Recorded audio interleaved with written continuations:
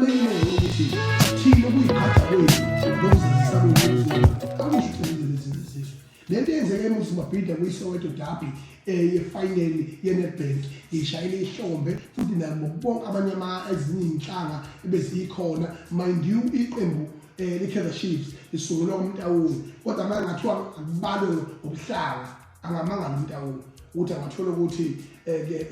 u70% wabantu abasupport iKaizer Chiefs amaZulu yabona. So leyo nto leyo ikhomba ngosobala ukuthi ke thina ke masiyi-tribalistic ngale ndlela lena abaqaba ukuthi siyiyona kungani thina support iKaizer Chiefs kungani thina supporta Orlando Pirates amaqembu aboPitolo Mamelodi Sundowns if they think we're tribal because they know we are powerful and we are untouchable and we are undefeated. That's why they create an insult to us, to oppress us and to make us feel divided and feel that we are not welcomed.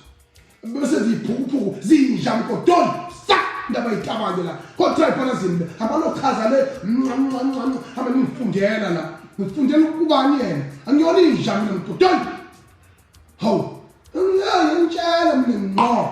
ngiyangitshela bese ngiphinda ngiza ku-security class ngikhonazi siyakuthemba baba njengoba njengamanje kufanele uyophatha ku-national